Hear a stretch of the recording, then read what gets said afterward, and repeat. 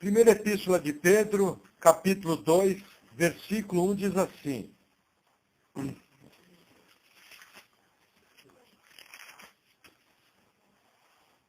Deixando, pois, toda malícia e todo engano e fingimentos e invejas e todas as murmurações, desejai afetuosamente como meninos novamente nascidos, o leite racional, não falsificado, para que por ele vades crescendo. Até aqui.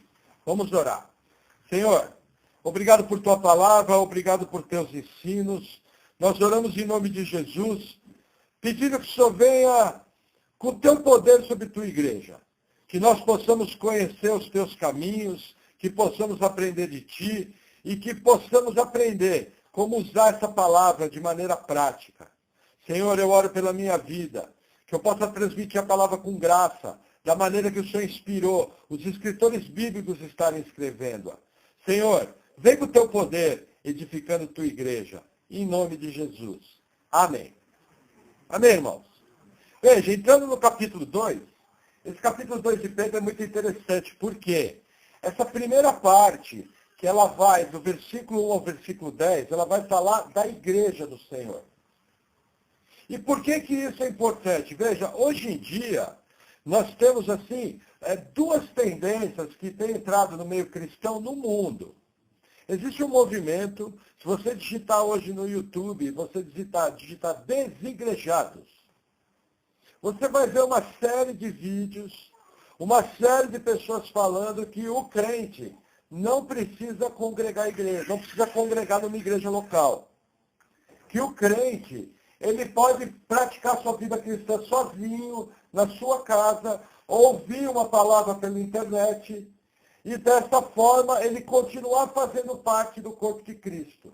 Veja, o que nós vamos estudar nessa noite, nós vamos ver que é impossível obedecer às ordens que Pedro dá, inspirado pelo Espírito Santo, fora de uma igreja. Então essa história de o templo sou eu, essa história de que um crente sozinho pode continuar cumprindo as ordens da Bíblia, alguma coisa de muito errado está dentro desse movimento. Na verdade, o que as pessoas querem é independência, liberdade para viver a vida como querem, e não querem prestar conta da sua vida para ninguém. Entendeu? Não querem ser exortadas quando existirem caminhos errados, não querem ser confrontadas quando existe o caminho pecaminoso, e dessa forma, o caminho mais fácil qual que é? Eu sou evangélico não praticante. Não frequento uma igreja.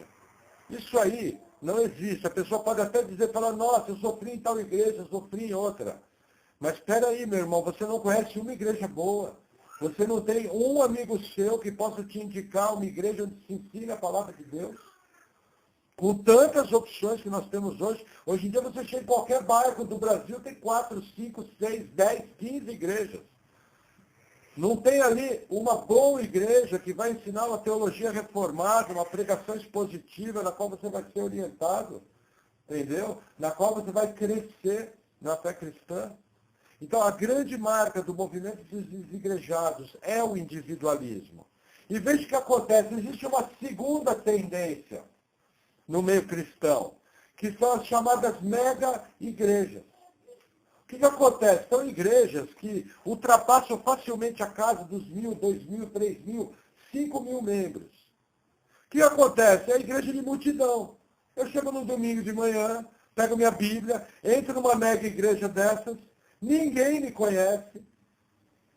Da mesma maneira que o desigrejado, eu não presto conta da minha vida para ninguém. Eu não tenho pastoreamento direto. Entendeu? Porque um pastor ele não tem condição de pastorear a vida numa igreja de 3.000 membros. E aí eu entro, consumo um culto, o que o pastor manda fazer eu faço, eu cumprimento os irmãos do lado, mas assim que acaba o culto, eu volto para a minha vida. E eu cuido do meu nariz. E vivo o evangelho da maneira que eu bem entendo. Aí, esse movimento das mega-igrejas gerou que movimento? O movimento das igrejas em células. Veja, eu fui salvo numa igreja em célula. Hoje, por exemplo, eu sou contra a igreja em célula. E eu nasci nela. Eu passei por 12 anos da minha vida em igrejas de célula. Por que eu sou contra? Porque no anseio de ganhar membros e de pessoas virem para a igreja, eu preciso cuidar dessas pessoas. Aí o que eu faço? Eu pego pessoas despreparadas e coloco como líder de célula. E essas pessoas despreparadas, elas acabam fazendo o papel de um pastor. E através de muitos conselhos errados, muitas vidas são destruídas. Veja, enquanto numa igreja reformada você leva mais ou menos 10 anos para formar um pastor, e quando a igreja cresce um pouco, já é plantada uma nova obra, com vida própria, governo próprio, membresia própria. Entendeu? Numa igreja em célula, ela vai inchando. Quantos de nós já passaram por igrejas em célula e passaram por aconselhamentos muito mal feitos por líderes despreparados? E veja, eu não culpo os líderes, porque eles estão lá tentando fazer o melhor deles. Entendeu? Só que são despreparados. Ainda na igreja que eu fui salvo, nós tínhamos um ótimo curso de líderes. E todo o nosso aconselhamento era feito através da Bíblia. Isso minimizava muitos erros. Entendeu? Porque quando a pessoa perguntava do adultério, eu ia para um versículo do adultério. Quando a pessoa perguntava de fofoca, eu ia para um versículo de fofoca. Entendeu? Por exemplo, tem pessoas aqui que já foram lideradas por mim como líder de célula. Elas vão lembrar que mais ou menos da maneira que eu falo hoje, eu falava naquela época. Mas por quê? Porque eu tive uma preparação diferenciada. Mas quando a gente vai para a grande maioria das mega igrejas que funcionam com grupos familiares, as histórias que você ouve são terríveis. E existe muita gente machucada, muita gente magoada por ter passado por más lideranças. Entende? Outro dia, conversando com uma pessoa próxima, a pessoa foi para uma igreja em célula, e aí uma meninota lá, de 18 anos, era líder da célula. Aí a irmã chegou e falou, para o marido dela, falou, você acha que essa menina vai falar na minha vida? Não tem a mínima condição. Por quê? Porque ela já com a vida feita, carreira, caminhando para casar, entendeu? E a menina é uma garota de 18, 19 anos. Entendeu? Seria a mesma coisa que eu pegar o jovenzinho para aconselhar o Juliano, o Márcio e o Fábio, que são pais de família, que têm uma carga enorme sobre suas costas. Então o que acontece? Isso é consequência das igrejas de multidão, que é a outra vertente. E o que é pior que isso? Pessoas não são pastoreadas. Se elas não são pastoreadas, elas nunca vão ser orientadas nesse sentido aqui, o versículo 2, olha o que ele fala. Deixando, pois, toda malícia, todo engano, e fingimentos, e invejas, e todas as murmurações. O que acontece, gente? Para o cristão crescer, ele precisa abandonar certas práticas. Se ele não abandonar essas práticas, ele não vai crescer. Então Pedro começa com a questão da malícia. Gente, melhor definição para malícia, aqui no Brasil, a gente tem uma gíria, o cara está maliciando. E a gente liga isso a sexo. Malícia na Bíblia não é isso. Malícia na Bíblia é perversidade e maldade. Existem pessoas que nasceram de novo, tiveram uma experiência com Cristo, mas elas não deixaram certas maldades e perversidades na sua vida. Gente, isso é pecado. Isso é falta de amor ao próximo. Entendeu? E isso traz consequências sérias para a vida espiritual. Primeira coisa, eu preciso limpar meu coração da maldade e da perversidade. E aí ele continua falando do engano. Gente, engano é uma coisa muito interessante. Você fala, nossa, mas eu não engano ninguém. Mas aí eu pergunto, se um guarda rodoviário pega você no radar, você oferece suborno para ele? Se você faz isso, você é fraudulento. Você está cometendo engano. O que é o correto o cristão fazer? Andar certo para não ser multado. Por exemplo, se nos seus negócios você quer levar vantagem em tudo, você vive uma fraude. Por exemplo, se você cola na escola, você tem um benefício quando vai fazer um concurso público, um benefício ilícito. Você está praticando fraude. Se você sonega imposto de renda, independente do que o governo faz com o seu dinheiro, você é fraudulento. Uma pessoa que pratica essas coisas está pecando, porque ela está lesando outra pessoa. Isso é pecado contra o patrimônio, seja ele público, seja ele privado. Quem quer crescer tem que abandonar todo tipo de fraude, todo tipo de mentira, todo tipo de engano na sua vida. Gente, hoje em dia, com o movimento evangélico nos níveis que alcançou no Brasil, o que tem de pessoa que se diz cristão, que não vale uma gota d'água, que tem um caráter horrível, que não honra o que fala, que passa a perna nos outros, cumprindo o que Jesus falou. Nós vimos essa semana passagem, acautelai-vos dos falsos mestres, virão até vós vestidos como ovelha, mas por dentro são lobos devoradores. Pelos seus frutos o conhecereis. Então, assim, muito cuidado, muita cautela. Porque tem muita gente mal intencionada, fazendo passar por crente, fazendo passar por pastor. E a ideia, qual que é? É ganhar os trocos, é levar a vantagem. É como eu costumo dizer, infelizmente, existe a chamada pequenas igrejas, grandes negócios. Não deveria ser assim no nosso meio. Mas eu vou falar uma coisa para vocês, numa boa, tá? Quem é mais velho aqui sabe. Você percebe o lobo de longe. É só bater o olho. É só ver a conversa dele. E comparar com a conversa da Bíblia. Que você vai pegar rapidinho. Que a pessoa está lá para enganar. Não está lá para pregar o Evangelho. Amém? Vamos seguir. Fingimento. Gente, fingimento é hipocrisia. Vou ser sincero para vocês. Tem muito irmão que eu não consigo me relacionar com ele de maneira muito estreita. Eu já passei nessa história, tenho quase 20 anos de crente. Na verdade, vou ser sincero, teve irmão que eu só me relacionei porque era crente. Porque na vida normal eu não relacionaria com ele. Porque não existia afinidade nenhuma. Agora veja, sempre que teve ao meu alcance fazer o bem para aquele irmão, sempre que teve ao meu alcance ser gentil, sempre que teve ao meu alcance tentar puxar algum nível de conversa, sempre que teve ao meu alcance fortalecer a fé daquele irmão, eu fiz. Não porque eu sou bom, porque eu temo a Deus. Entendeu? E tenho que fazer minha parte. Agora, não quer dizer que eu vou trazer todo irmão para andar de maneira íntima na minha casa. Existem irmãos que simplesmente você não tem afinidade. Agora, você vai amar aquele irmão. Como? Amor é atitude, amor não é sentimento, amor é fazer o que tem que fazer. Amor é fazer o que a Bíblia orienta um irmão a fazer pelo outro. Agora, é muito importante entender que a afinidade é diferente. Existem pessoas que você conversa por 2, 3 horas e não acaba a gasolina. Tem pessoas que você troca 3 frases e os grilos começam a cantar cri, cri, cri, cri, cri. Mas o problema não é que você não ama aquele irmão, é que às vezes você não tem afinidade. Agora, nunca deveria vir para um fingimento.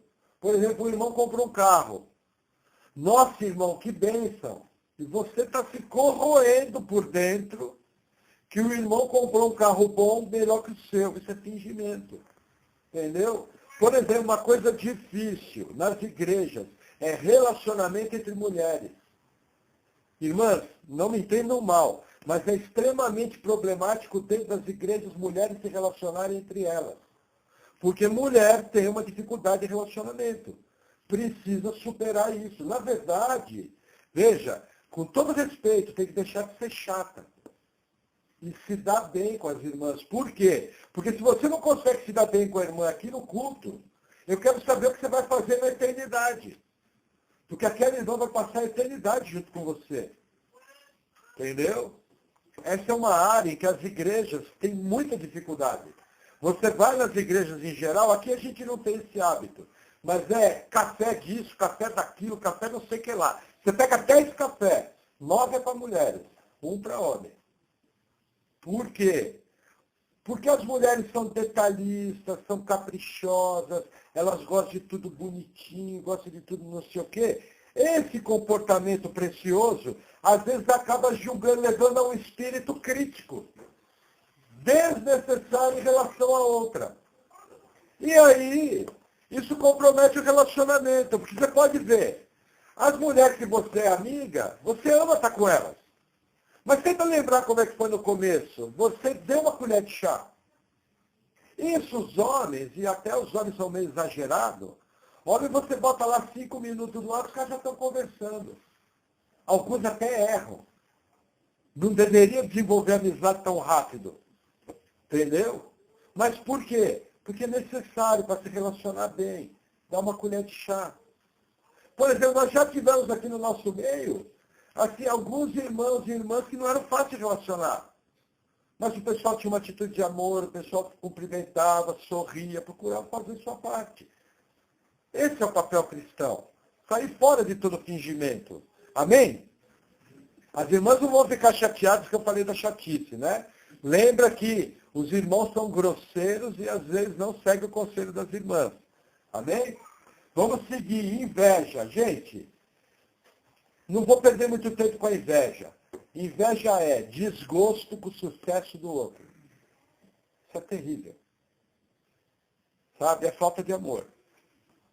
Infelizmente, dentro da igreja tem muita inveja. E o que acontece? A tal da teologia da prosperidade trouxe aquela competição do mundo capitalista para dentro da igreja.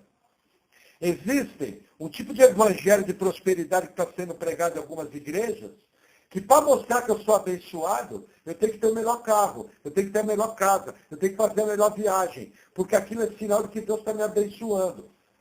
E como o meu carro é melhor que o seu, eu sou mais abençoado por Deus do que você.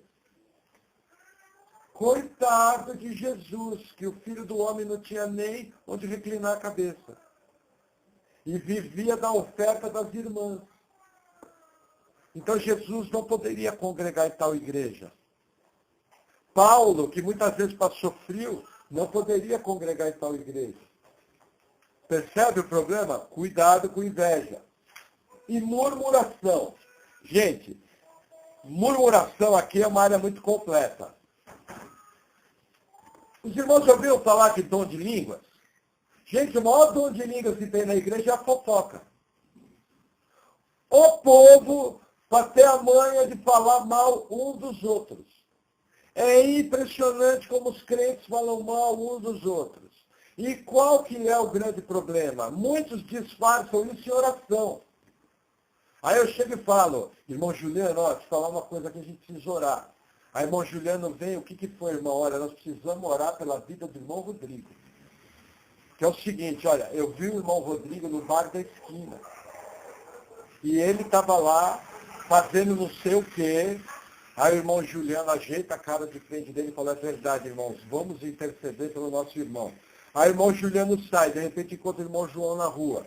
Irmão João, falar uma coisa, foi bom te ver, ó, urgente. Precisamos orar pelo irmão Rodrigo. Mas o cara não fala aquilo porque quer orar. O cara quer falar aquilo porque ele quer dar uma desculpa para a fofoca dele.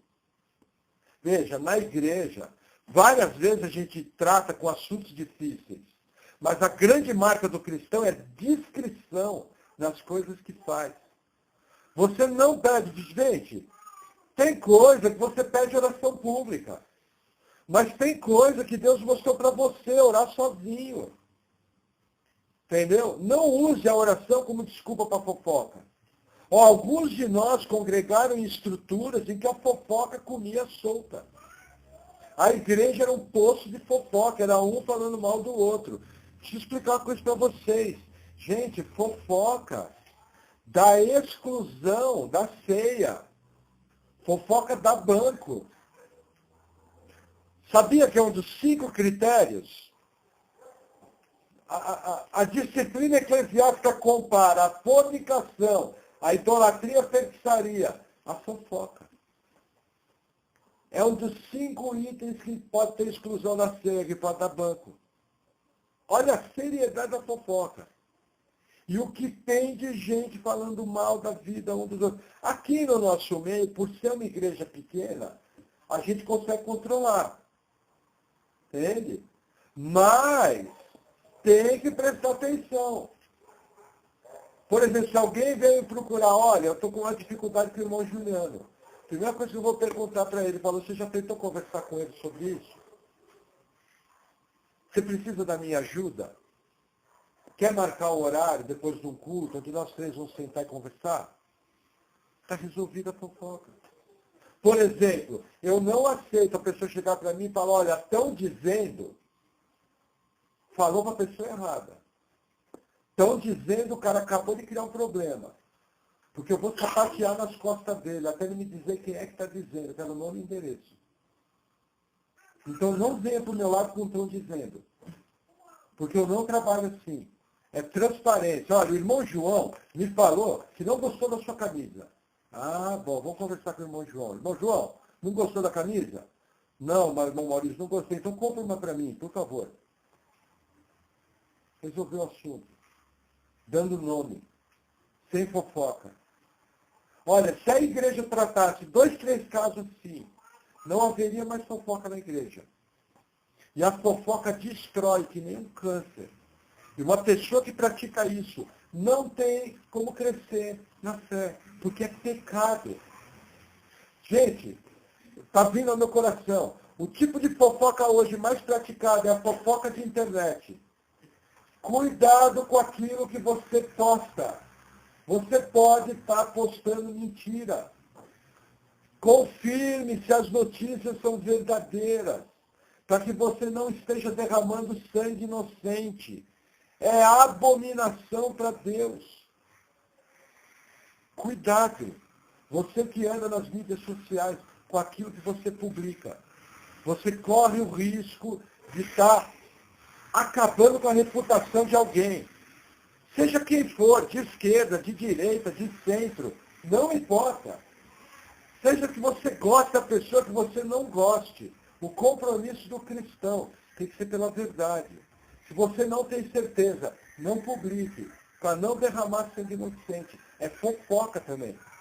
Amém? Vamos seguir? Vamos lá. Versículo 2. Eu estou vendo que eu estou com um problema aqui. Misericórdia.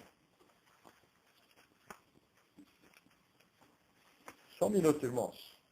Está aqui.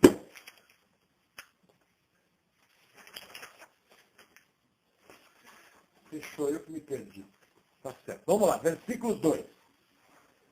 Diz assim: desejai afetuosamente, como meninos novamente nascidos, o leite racional, não falsificado, para que por ele vades crescendo, se é que já provastes que o Senhor é benigno. Gente, primeira etapa, deixo para trás essas práticas.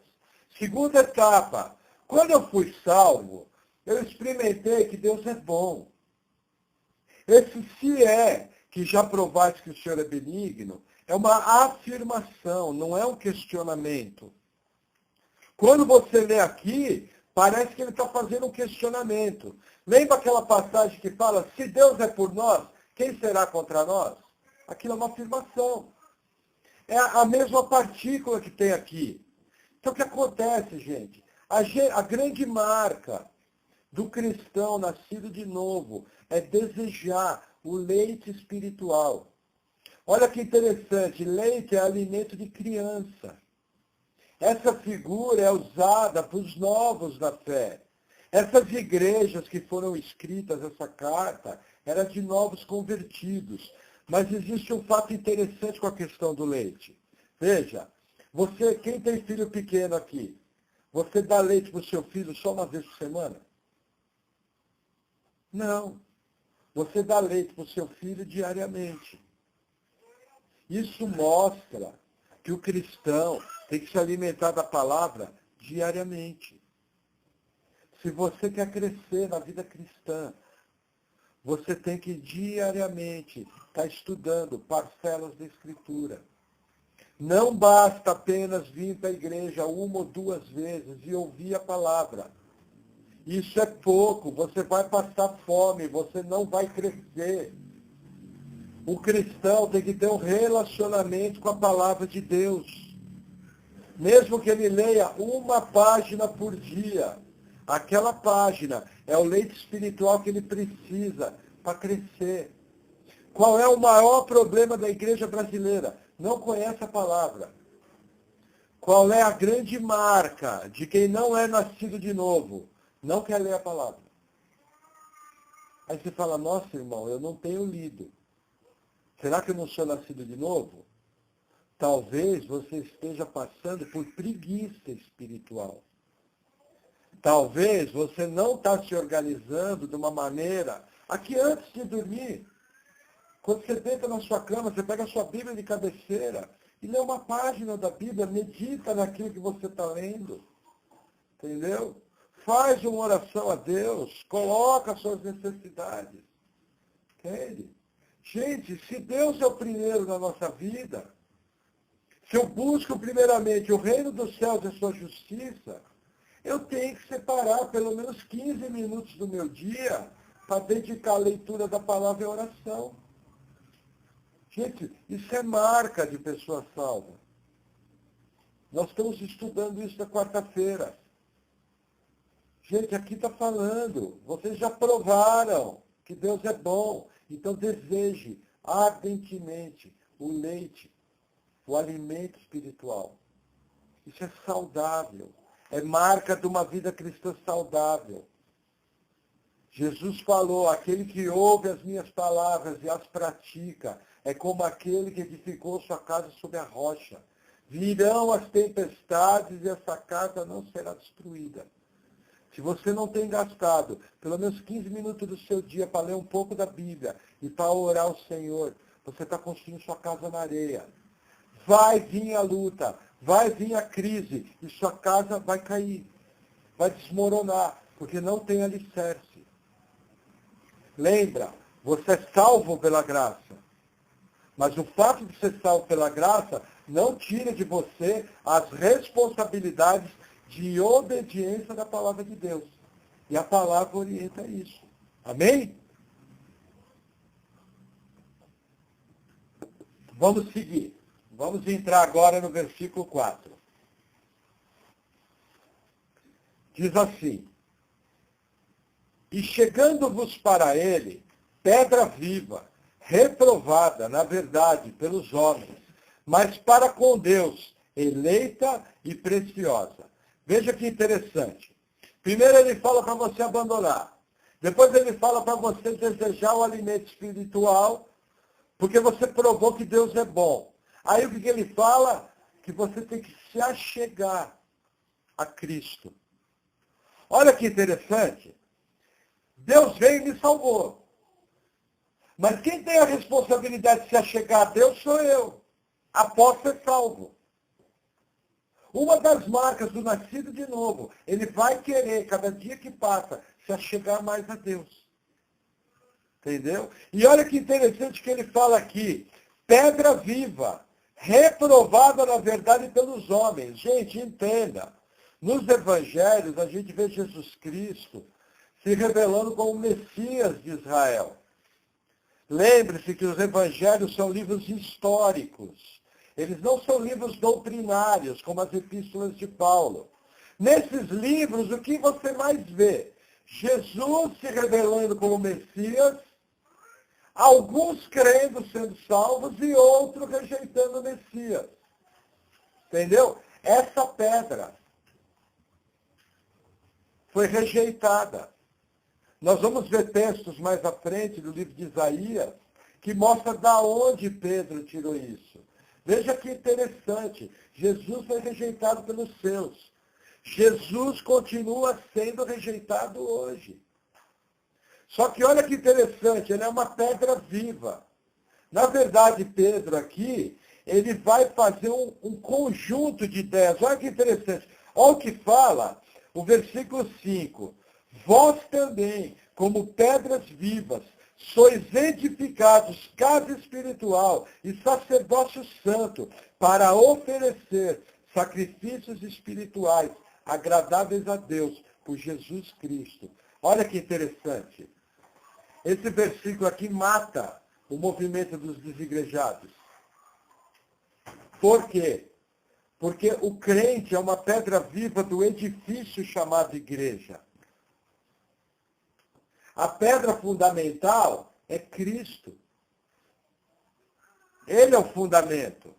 As colunas, que também são pedras, são os apóstolos. E as pedras vivas, que são os tijolos, somos nós. Uma ilustração minha. O que você faz com um tijolo fora da casa? Normalmente ele se quebra e é jogado fora. Agora, um tijolo colocado na parede, ele é extremamente importante, porque ele dá sustentação à parede. Agora eu pergunto, o tijolo sozinho pode segurar a estrutura de uma casa? Não. Mas aí a pessoa pode chegar para mim e falar, mas irmão, eu consigo ser tijolo mesmo sem frequentar uma igreja. Vamos conferir na Bíblia? Olha que interessante, ele fala o seguinte, no versículo 5. Sois edificados casa espiritual e sacerdócio santo, para oferecer sacrifícios espirituais agradáveis a Deus. Vamos ver se a gente consegue, fora da igreja, oferecer sacrifícios espirituais a Deus? Vamos ver o que a Bíblia nos ensina? Vamos abrir primeiro em Efésios 2.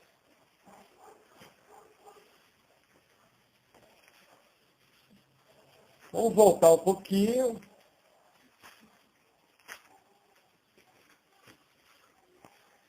Efésios capítulo 2, versículo 20. Diz assim, versículo 19. Assim, já não sois estrangeiros, nem forasteiros, mas concidadãos dos santos e da família de Deus. Eu pergunto, para ser família não tem que viver junto? Para ser concidadão não tem que estar debaixo da mesma pátria? Vai juntando as peças aí. Versículo 20. Edificados sobre o fundamento dos apóstolos e dos profetas, de que Jesus Cristo é a principal pedra de esquina, no qual todo edifício bem ajustado cresce para templo santo do Senhor, no qual também vós, juntamente, sois edificados para a morada de Deus em Espírito. Viu o que o texto está falando? Todo edifício cresce junto, sob o fundamento dos apóstolos e profetas, no qual vós, o que quer dizer vós? Eu e você. Temos que estar dentro do edifício. Agora eu pergunto, aonde eu aprendo o fundamento dos apóstolos e dos profetas? Na Bíblia. Aonde que eu aprendo a Bíblia? Na igreja. Não tem como ser edifício vivo sem fazer parte de uma igreja. Não existe crente fora do corpo. Não é uma pedra viva. Cristo é o cabeça. A igreja que foi criada por Ele é o corpo, no qual todo o corpo, bem ajustado, como juntas e medulas, cresce para edificação. Aí eu pergunto, um dedo fora do corpo está vivo? Uma orelha fora do corpo está viva? Um olho fora do corpo está vivo? O que acontece com o olho fora do corpo? Morre. Por isso que não existe crente fora da igreja. Por isso que o movimento dos desigrejados é maligno, satânico, feito para destruir a igreja do Senhor. Entendeu? Mas existem mais sacrifícios espirituais. Vamos em Romanos 12. Volta mais um pouco. Vamos compreender o que o Senhor está nos ensinando.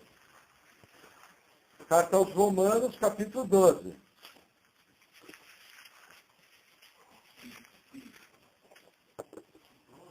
Isso. Versículo 1.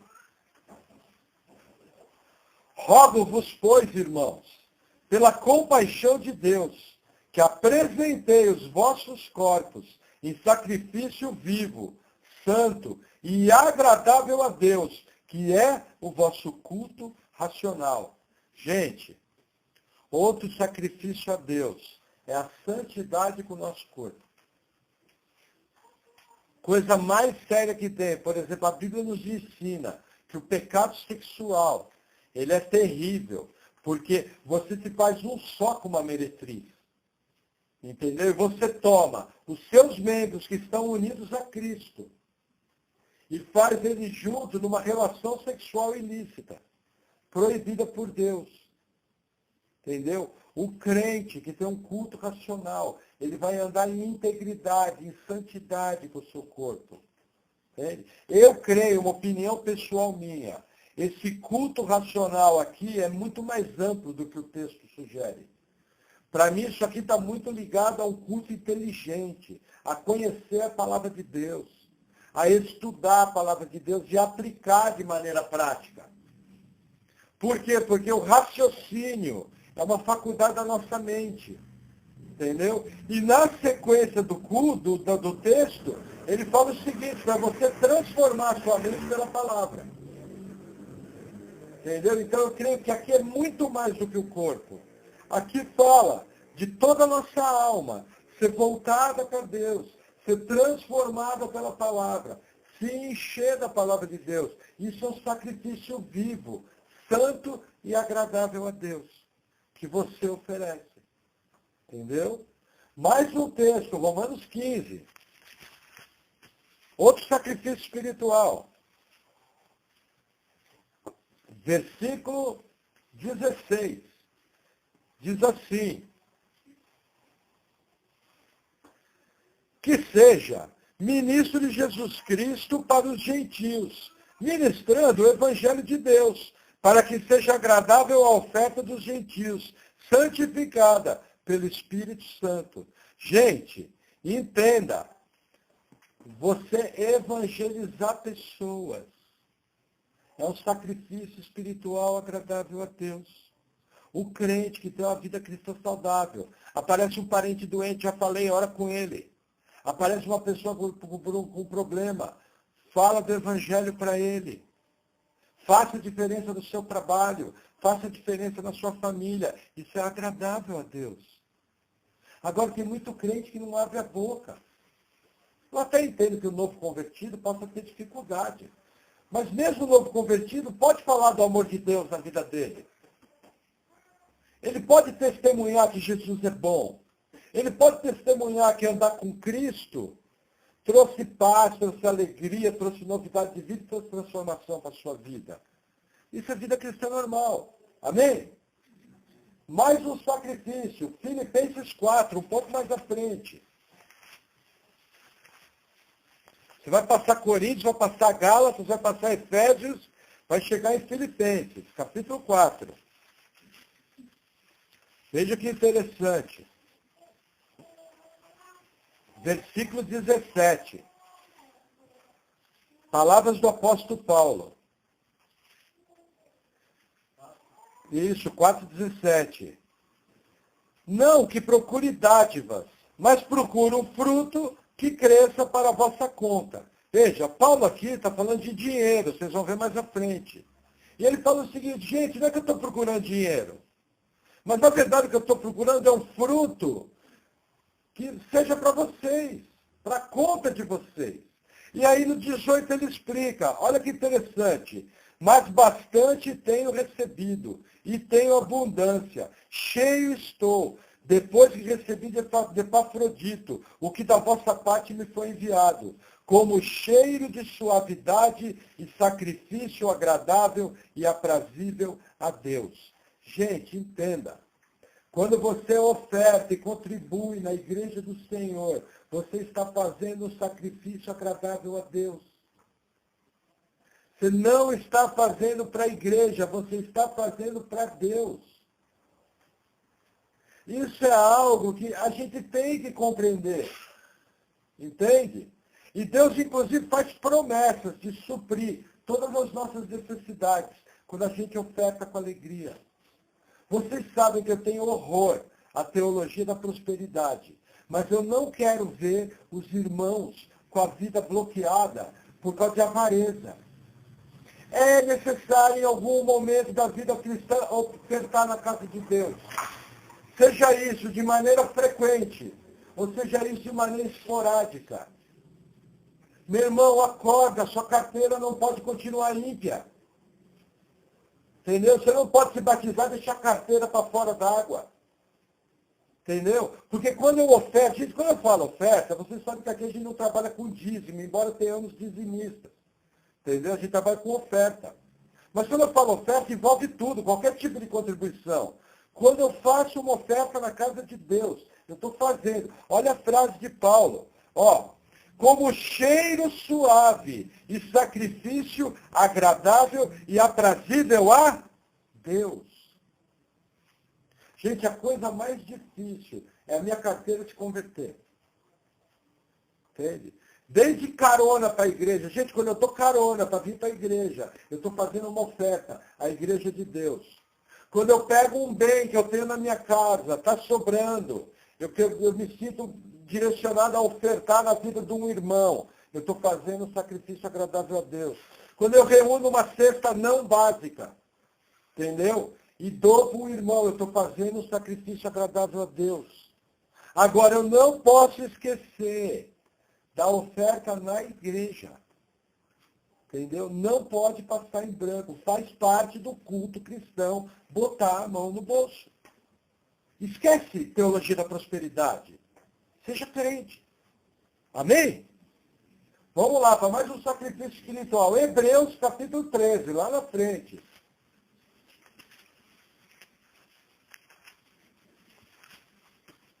Hebreus 13.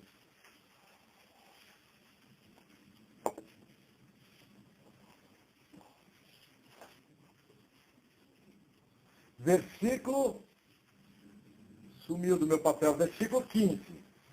Diz assim: porém, ofereçamos sempre por ele a Deus sacrifícios de louvor, isso é, o fruto dos lábios que confessam o seu nome. E não vos esqueçais da beneficência e comunicação, porque com tais sacrifícios Deus se agrada. Obedecei a vossos pastores e sujeitai-vos a eles, porque velam por vossas almas, como aqueles que hão de dar conta delas, para que o façam com alegria e não gemendo, porque isso não vos seria útil. Gente, sacrifício de louvor, boca que engrandece a Deus. Engrandecer a Deus quando você ganha um carro zero é fácil. Eu quero ver você engrandecer a Deus quando vê uma notícia ruim. Outro detalhe, a beneficência aos irmãos. Já expliquei para vocês. Todas as doações têm que ser voltadas para a igreja. Você tem que ajudar com alimento o seu irmão da fé. Você tem que ajudar com roupa o seu irmão da fé. Você tem que ajudar com carona, com suprimento, primeiramente o seu irmão da fé. Entendeu? Isso aí é sacrifício de louvor. Agradável a Deus. Igreja de multidão. Como é que eu vou ajudar o irmão que está do lado, que eu nem sei como é que está a vida dele? O pastor manda eu olhar para o lado e fala, Deus te abençoe, irmão. Eu, na hora, obedeço, Deus te abençoe, irmão, mas nem sei o nome dele. Nem sei o que vive. Entendeu? Trazendo para o nosso caso. Você concordou de estar num grupo de oração de uma igreja. Você recebe mensagem. A pergunta é, você ora? Porque quando você ora, você se incomoda com o irmão. Você está realizando um ministério cristão. E está obedecendo a palavra que fala, orai uns pelos outros. Entendeu?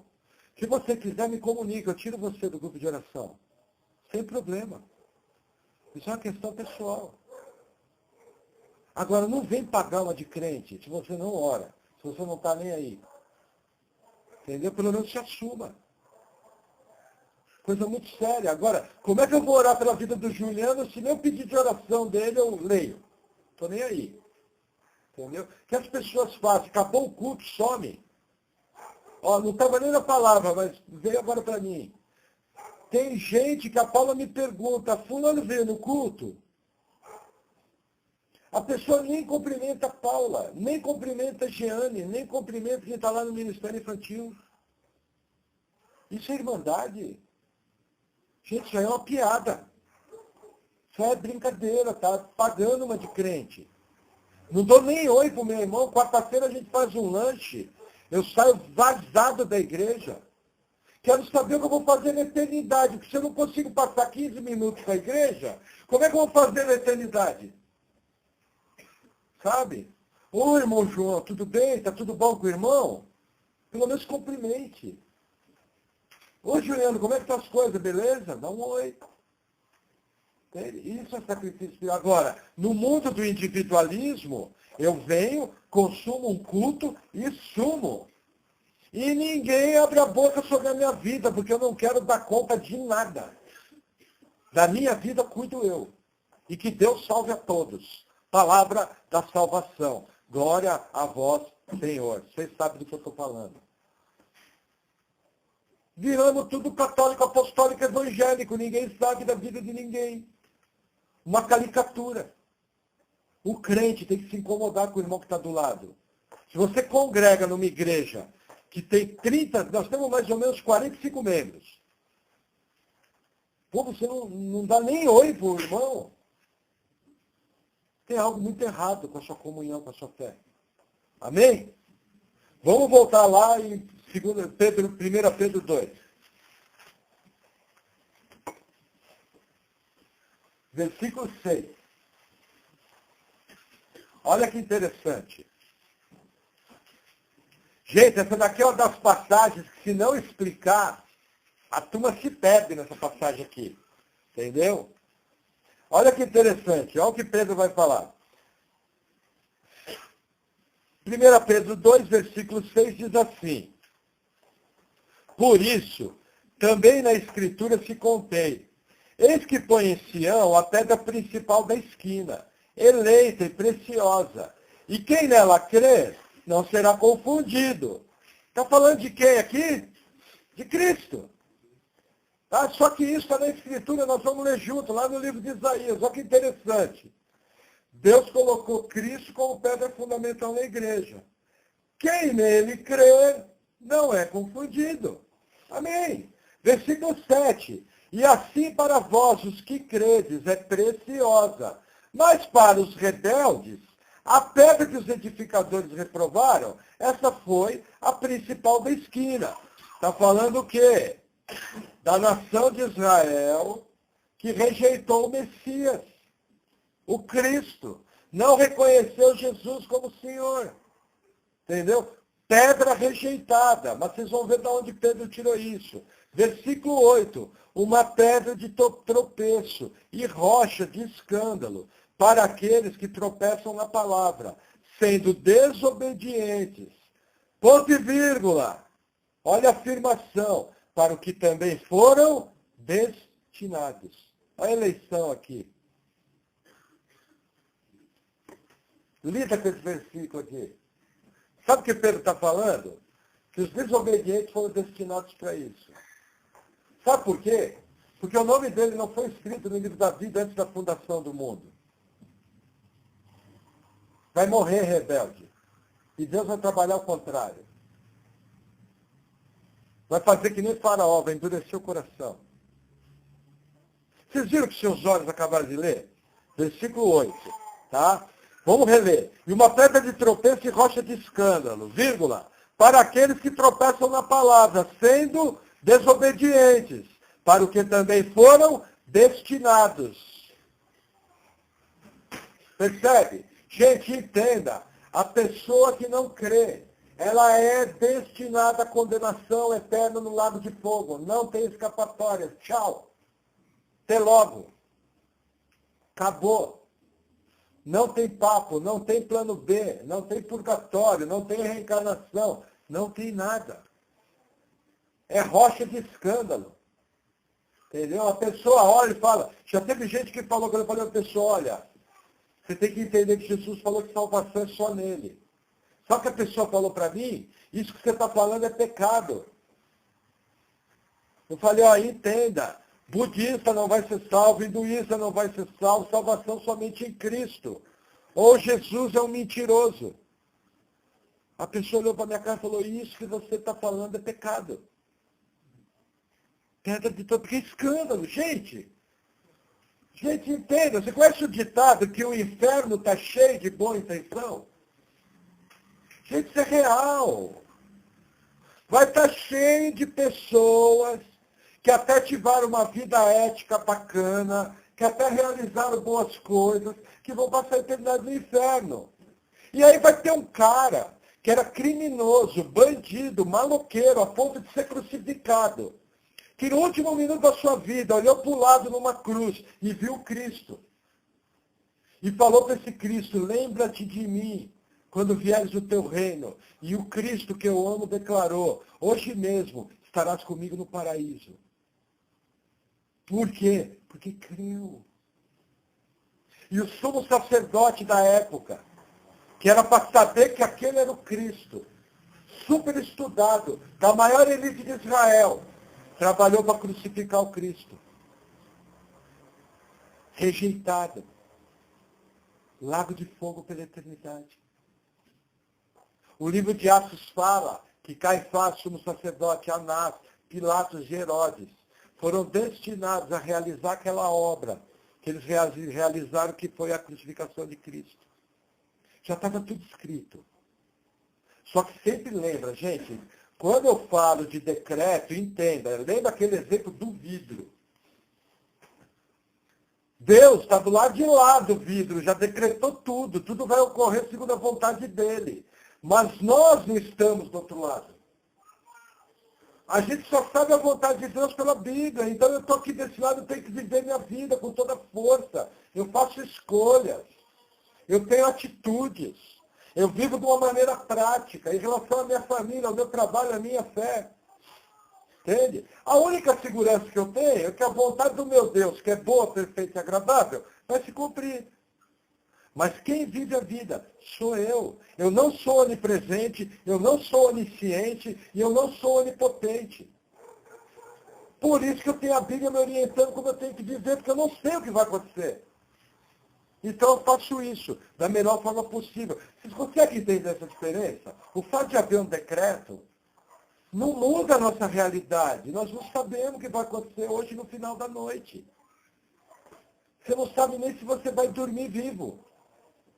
Ou se vai acordar vivo. Deus sabe. O que eu tenho que fazer? Cuido da minha saúde, cuido da minha fé, cuido da minha família, cuido do meu trabalho, obedeço a palavra. E a vontade do meu Deus, boa, perfeita e agradável, vai se cumprir, é garantido. Mas eu tenho que fazer a minha parte. Se a pessoa ficar paradão, o que você está fazendo? Fazer a vontade de Deus. A Bíblia fala para mim aguardar no Senhor. O que vai fazer? Não vou trabalhar mais. Isso é um mané. Isso é um bobão. Desculpe, aqui ninguém, posso falar que ninguém aqui faz isso, né? Eu jamais usaria uma palavra dessa para dirigir uma ovelha. Mas é um bobão. Entendeu? O que mais você faz? Você acorda de manhã, arregaça a manga, vai atrás, vive a sua vida, bota a sua família para frente, corre atrás dos planos. Agora, você sabe que você só vai ser bem sucedido se aquilo é vontade do Senhor. Quer entrar no vestibular? Quer emprego? Só vai vir se for vontade do Senhor. Mas o que você tem que fazer? O seu melhor. E aí vai atrás. Entendeu? Agora, voltando aqui ao nosso assunto. Da onde que Pedro tira essa história de pedras? Olha que barato. Vamos lá no Antigo Testamento, livro do profeta Isaías. Rapidinho.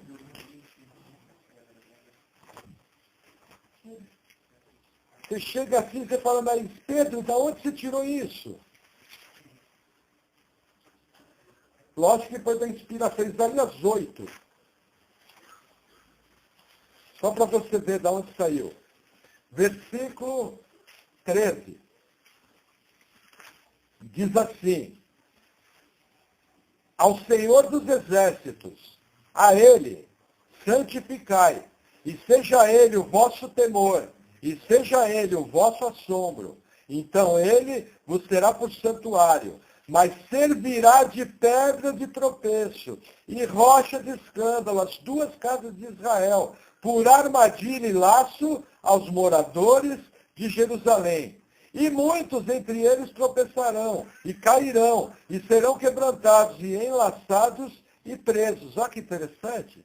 Veja, o contexto do profeta Isaías está falando da invasão dos assírios, que aconteceu no século VIII a.C., em torno do ano 700 e pouco. Entendeu? Mas isso aqui está falando do Messias, o Cristo. Olha que interessante, o mesmo Deus que era a segurança de Israel, que tinha a promessa de enviar o Messias para a salvação, é o mesmo Deus que foi pedra de tropeço, Jesus, que causou a condenação das duas casas de Israel, Israel e Judá. Olha que sério. O mesmo Deus que salva, é o mesmo Deus que julga. Interessante, né? O mesmo Deus que fornece a pedra na nossa salvação, Cristo. A mesma pedra é pedra de escândalo e condenação, porque não crê. Sério, né? Normalmente a gente fala, Deus é amor. Frase que eu tenho mais bronca, dá uma chance para Jesus. Dá vontade de pegar a Bíblia e atirar no púlpito, assim. Sabe? Quer ver? Livro de Isaías, capítulo 28. Outro texto.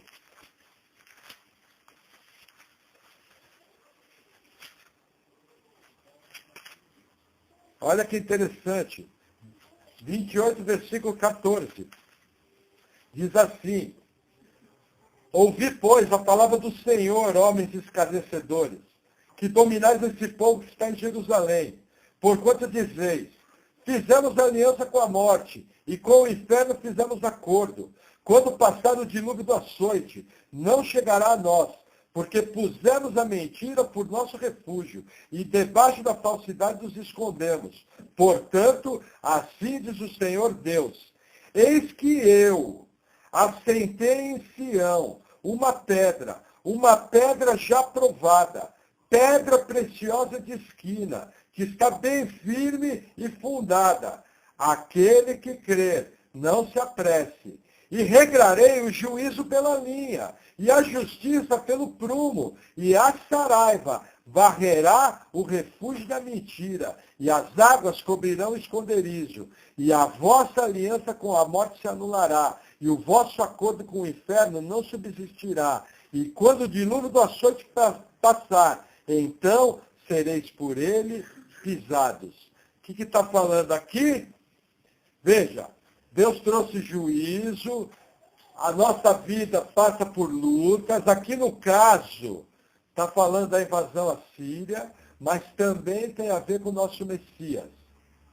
Quanto você sofreu na vida antes de ser salvo? Mas um dia, a graça veio sobre sua vida e te salvou. E algo mudou no seu coração.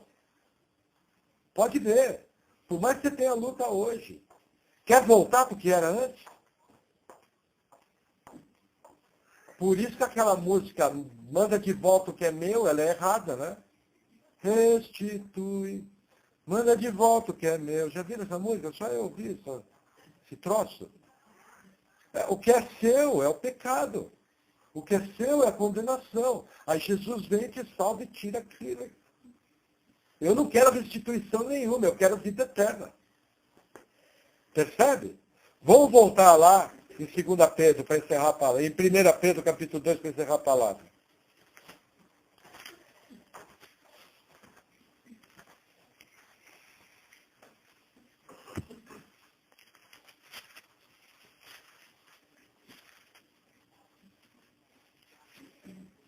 Vamos lá, versículo 9 e 10. Olha o que Pedro vai falar aqui.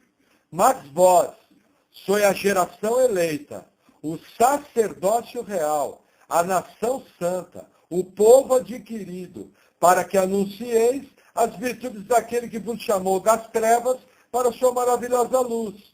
Vós, que em outro tempo não erais povo, mas agora sois povo de Deus, que não tinhas alcançado misericórdia, mas agora alcançastes misericórdia.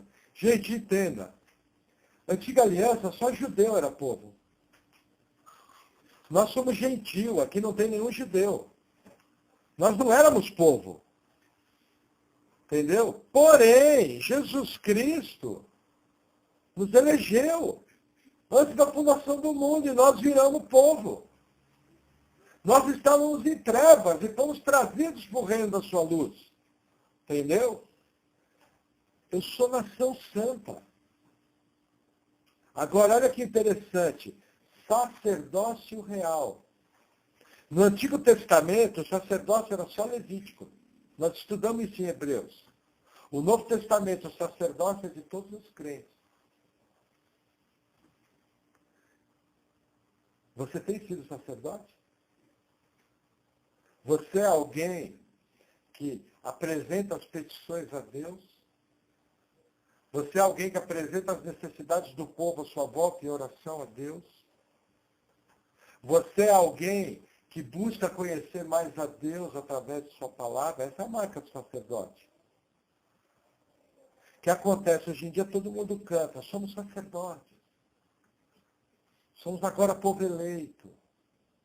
Aí o que acontece? Transformaram a vida dentro da igreja numa bagunça.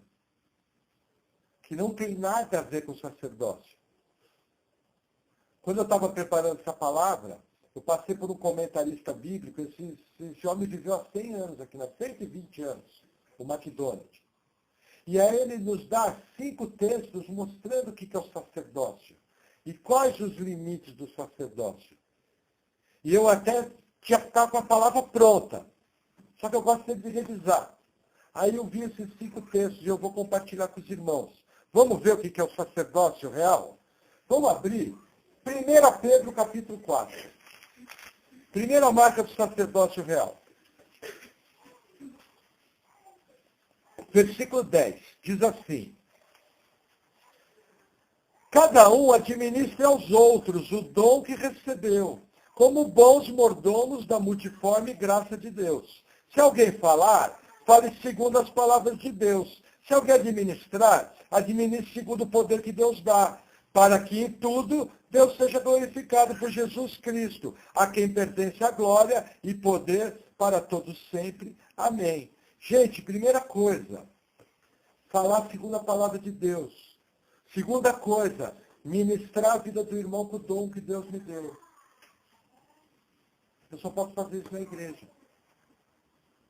Desigrejado não tem relacionamento com o irmão. Não pode ministrar o dom. Vai falar segundo a palavra de Deus para quem? Veja, está um irmão seu passando por um problema. Você vai falar, irmão, tem bom ânimo. Todo mundo passou luta, vou estar orando pelo irmão. Está o dom do consolo. Um parente seu está passando por uma enfermidade seríssima. Você vai falar segundo a palavra de Deus. Olha, eu sei que está dolorido, eu sei que está sofrido, mas nós temos vida eterna em Cristo Jesus. Sabemos que Deus é poderoso. Pode trazer cura para essa enfermidade. Ó, não é o final da linha. Existe esperança. Entendeu? É sacerdócio. Agora, isso só é viável dentro da igreja. Não tem como fazer isso fora. Quer ver mais uma passagem interessante? Vamos lá em 1 Coríntios 12. Lá perto de Romanos. Esse aqui também só é viável dentro da igreja.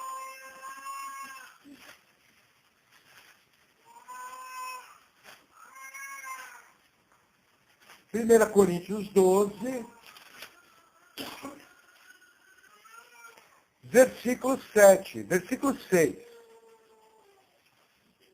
Não, vou ter que ler do 4. Ó, 1 Coríntios 12, 4. Ora, há diversidade de dons, mas o Espírito é o mesmo. Há diversidade de ministérios, mas o Senhor é o mesmo. Há diversidade de operações, mas é o mesmo Deus que opera tudo em todos. Mas a manifestação do Espírito é dada a cada um para o que for útil. Eu pergunto, alguém que não frequenta a igreja, tem condição de ministrar algum dom com utilidade dentro da igreja? Percebe por que não tem desigrejado? Não existe isso. Os dons que eu recebo é para ministrar graça aos outros. Para o que for útil. Para a edificação, por exemplo, aqui na igreja, os mais novinhos, que precisa de uma força no devocional. O que eu faço? Pego o Rodrigo, boto para ajudar. Apareceu uma mocinha, precisar de uma força devocional. Pega a Priscila, pega uma outra irmã. Vai dar uma força. O que é? Porque for útil. Que dom? Dom de ensino. Entendeu? 1 Coríntios também fala um negócio interessante. 1 Coríntios 14. Olha que barato. Versículo 26. Diz assim: que farei, pois, irmãos, quando vos ajuntais, cada um de vós tem salmo, tem doutrina, tem revelação, tem língua, tem interpretação. Faça-se tudo para a edificação. Gente, quando vos ajuntais. Fora da igreja, eu me ajunto com a igreja? Não. E olha que interessante aqui. Por que eu falei aquele negócio do salmo? Comecei a estudar profundamente essa passagem. Então aqui fala o seguinte, ó. Quando vos ajuntais, cada um de vós tem salmo, tem doutrina. Veja, o que eu entendi aqui? Que todo mundo tem condição de pedir um salmo. Se falou o seu coração durante a semana, peça. Isso é culto cristão. Tem doutrina. Quem pode trazer doutrina? Os presbíteros da igreja. No nosso caso, nós só temos um presbítero. Mas vai haver um tempo em que teremos mais. Aí vocês vão notar que as pregações vão ser entregues a outra. Agora, por exemplo, as mulheres do Ministério Infantil ministram doutrina. Quem já acompanhou as aulas lá sabe o que eu estou falando. Quem supervisiona aquela doutrina sou eu. Não vai uma aula, não vai um devocional, que eu não saiba. A Priscila é responsável pelo devocional dos pequenos. Ela manda o e-mail do devocional que ela está mandando. Existe um acompanhamento. Ela não é presbítero, nem pode ser, mas ela pode ter um ministério cristão. Mas o presbítero supervisiona. Isso é feito dentro da igreja. Outro detalhe, tem revelação, tem língua, tem interpretação. Aqui naquela época, estava sendo escrita a Bíblia. Aí existiu o dom de línguas com interpretação, que tem o status de profecia. Porque a Bíblia ainda não estava escrita totalmente. Hoje, já praticamente não existe esse dom. Eu creio, até na minha opinião, que 1 Coríntios 13 diz que esse dom sumiu. Então ele faz parte até de uma exceção, de um milagre, algo assim. Entende? Na minha interpretação de 1 Coríntios 13, sumiu esse dom. Profecia para escrever a Bíblia acabou. Entendeu? Agora, você percebe o culto cristão? Por exemplo, existe igreja que a turma pede o cântico. Não é errado, mas, por exemplo, no nosso caso, nós não temos condição, porque o nosso cenário tem mais de 600 hinos. E a Gênio, o Juliano e o Marcelo não tem como decorar todos os hinos. Então, o que a gente faz? Um salmo. Eu tenho condição de ler. Então, levanta a Priscila, irmão, gostaria do Salmo 28. Aí eu vou pegar e nós vamos ler juntos, o Salmo 28, eu vou ler. Entendeu? Mas aquilo lá falou o coração. De repente, vai falar o coração dos outros irmãos. Entendeu?